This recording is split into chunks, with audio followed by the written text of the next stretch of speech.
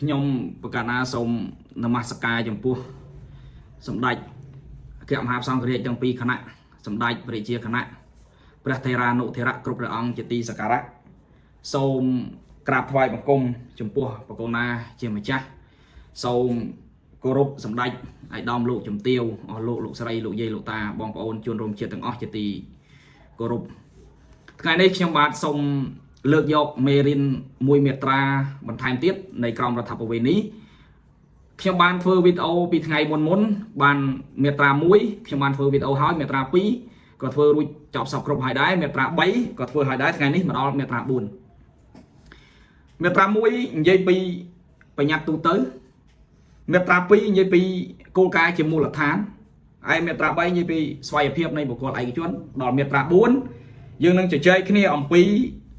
ការហាមឃាត់មិនឲ្យប្រើប្រាស់សិទ្ធិដោយបំពានពុកម៉ែបងប្អូនតែងតែបានឮឲ្យថាសិទ្ធិមានច្រើនប្រភេទមានសិទ្ធិរស់រានមានជីវិតសិទ្ធិទទួលបានចំណេះដឹងសិទ្ធិទទួលបានភាពជាបុគ្គលស្មើមុខភាពស្មើគ្នាចំពោះមុខច្បាប់សិទ្ធិទទួលបានផ្សេងទៀតដែលជាច្បាប់កំណត់ចង់ការប្រើប្រាស់សិទ្ធិទាំងឡាយដែលខ្លួនមានសិទ្ធិខ្លះមិនអាចប្រើប្រាស់បានដោយបំពានទេចង់សិទ្ធិដែលយើងបញ្ចេញសកម្មភាពសិទ្ធិនិងសេរីភាពរបស់ខ្លួននេះយើងដឹងថាដែលអាចប្រើប្រាស់សិទ្ធិបានហើយសេរីភាពរបស់ខ្លួនបានដោយមិនខុសច្បាប់ដោយមិនខុសគេយកໄວមកវាស់ពាក្យថាសិទ្ធិសេរីភាពនេះពុកម៉ែបងប្អូនឧទាហរណ៍ដោយសិទ្ធិដើរហើរសិទ្ធិជំនឿនៅក្នុងសាសនាអញ្ចឹងបងប្អូនអាចជឿសាសនាណាក៏បានឧទាហរណ៍អញ្ចឹងណាសិទ្ធិដើរហើរបងប្អូនអាចដើរទៅទីណាក៏បានដែរប៉ុន្តែមានកន្លែងដែលហាមឃាត់ដែរសិទ្ធិរស់រានមានជីវិតបងប្អូនអាចរកស៊ីទទួលទានអីផ្សេងបានប៉ុន្តែមានច្បាប់ហាមដែរមិនឲ្យរកស៊ីដោយខុសច្បាប់មួយចំនួនឃើញទេអញ្ចឹងសិទ្ធិសេរីភាពទាំងឡាយរបស់ពុកម៉ែបងប្អូនទាំងអស់អាចប្រើប្រាស់បានប៉ុន្តែការប្រើប្រាស់នៃសិទ្ធិសេរីភាពទាំងអស់នោះមិនឲ្យបំពានទេកាលណាបើបំពានឬក៏ប្រើប្រាស់ហួសដែនកំណត់មិនត្រូវបានទទួលស្គាល់ទេតោះយើងយកអីមកវាស់ថាបំពានហេតុអ្វីបានគេដឹងថាបំពាន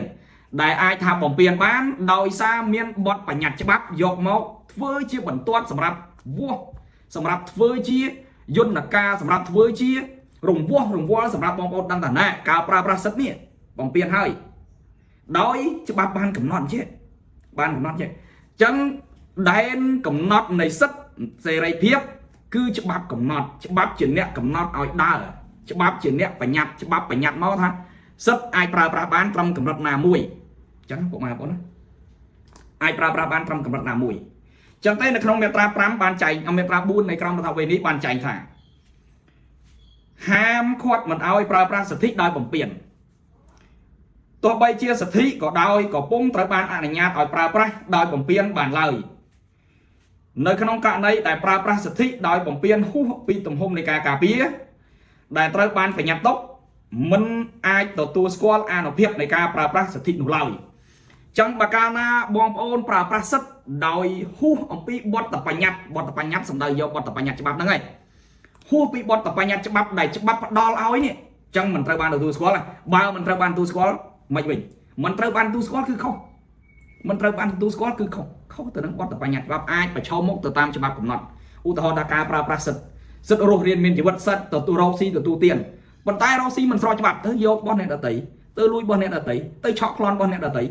នឹងសុទ្ធសឹងតែជាការប្រើប្រាស់សិទ្ធិរបស់ខ្លួនឯងដោយបំពានទៅលើបទបញ្ញត្តិច្បាប់នៅក្នុងរដ្ឋធម្មនុញ្ញមាត្រា31ក៏បានកំណត់ដែរមាត្រាច្បាប់កម្ពុជារបស់យើងបានកំណត់យ៉ាងច្បាស់នៅក្នុងមាត្រា31កថាខណ្ឌទី2វគ្គខណ្ឌទី2បានបញ្ញត្តិថាខ្ញុំនឹងអានវគ្គខណ្ឌនឹងចែកជូនបងប្អូនឲ្យស្រាប់តែម្ដងការប្រើប្រាស់សិទ្ធិដោយការប្រើប្រាស់សិទ្ធិសេរីភាពផ្ទាល់ខ្លួនរបស់បុគ្គលម្នាក់មិនត្រូវឲ្យប៉ះពាល់ដល់សិទ្ធិសេរីភាពអ្នកដទៃឡើយការប្រើប្រាស់សិទ្ធិសេរីភាព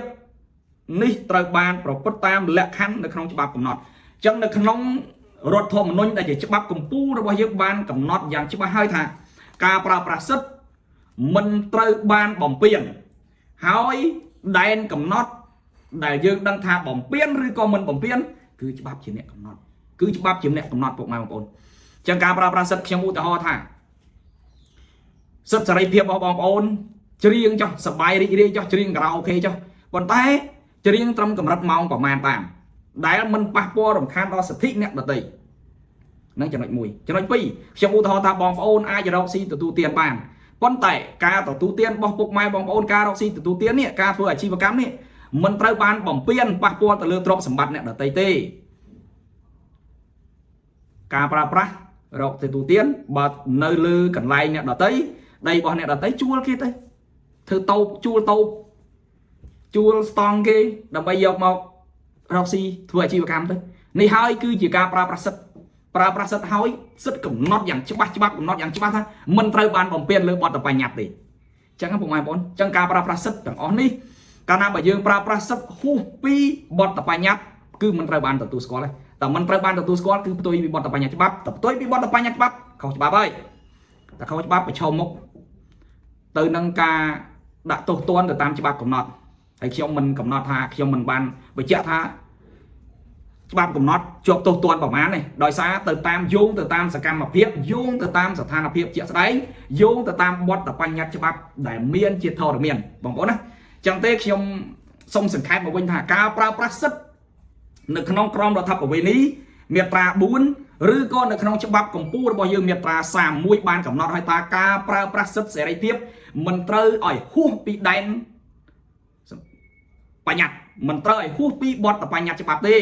ត្រូវយកច្បាប់មកជាគោលសម្រាប់រង្វាស់ពីសិទ្ធិនិងសេរីភាពរបស់យើងទាំងអស់គ្នាអញ្ចឹងទេខ្ញុំមានតែប៉ុណ្ណេះទេពុកម៉ែបងប្អូនណាថ្ងៃនេះវីដេអូនេះគឺជជែកចែករំលែកដល់បងប្អូនដែលជានិស្សិតតែប៉ុណ្ណេះសូមអរគុណសូមថ្វាយបង្គំលានិងគោរពលា Daily Poster ខ្ញុំបាទមានទទួលធ្វើស្លាកយីហោគ្រប់ប្រភេទមានស្លាកយីហោប្រភេទមានភ្លើងឬអត់ភ្លើងអក្សរកាតអាគ្រីលិកជាប្រភេទមានភ្លើងក្តីអត់ភ្លើងក្តីសាយបតប្រភេទកស៊ូ banner ឬក៏ sticker បាត់លើ spot មាន J flat មានជើងបញ្ឈរមុខហាងមានភ្លើងក្តីឬអត់ភ្លើងក្តី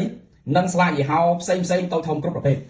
បាទបងប្អូនមានតម្រូវការធ្វើស្លាកយីហោសូមទំនាក់ទំនងកាន់ Daily Poster ខ្ញុំបាទសូមអរគុណ